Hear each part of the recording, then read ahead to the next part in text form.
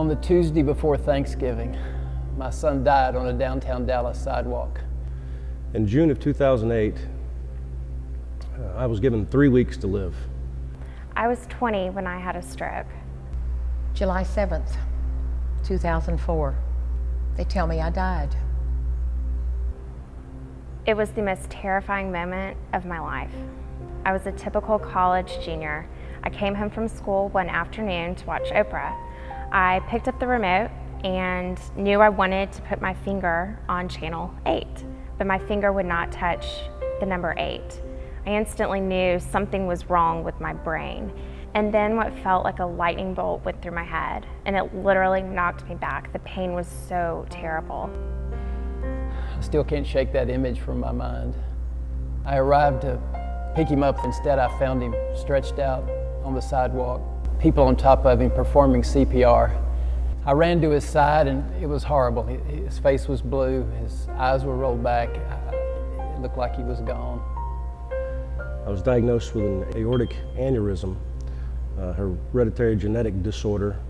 It hit me like a ton of bricks at 38 years of age. Pretty much scared me to death. I wasn't sure exactly what was going to happen and what the future held. I died at work. I was visiting with a coworker, and suddenly I wasn't responding to questions. 4 days later, I wake up in a hospital and they tell me that I've had a heart attack. I tell them they must have me confused with someone in the next bed. I'm a breast cancer survivor. I don't have heart problems. I immediately started to cry and panic. I was so confused at what was happening to me. I went into my roommate's room to tell her what was going on. But what came out of my mouth was, "Look out the window," a completely random sentence. She took me to the emergency room, and eventually the doctors diagnosed it as a stroke, and they found a hole in my heart. I was scared. I was scared because I didn't know what it really meant for me long term. After speaking to my surgeons and understanding a little bit more about the procedure, I realized there was a 98% success rate, thanks to research done by the American Heart Association. I tell people it was a miracle that Corey was brought back to us. The truth is, I see now that it was hard work and preparation.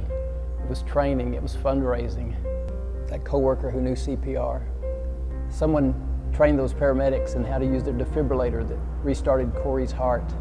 Those doctors at Baylor Hospital had learned how to find and fix the problem once and for all. They sent me into the operating room almost immediately and patched the hole. I went back to school the next semester and was able to graduate on time.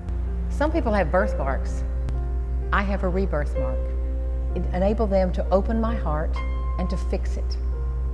The prognosis was good and continues to be good because I know what to do now to take care of my heart. I have my life back.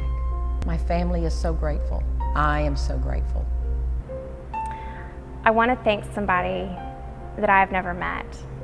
Ron, the work you have done has saved my life. 10 weeks ago, I was fortunate enough to celebrate the birth of my first son, Cole Grayson Rains.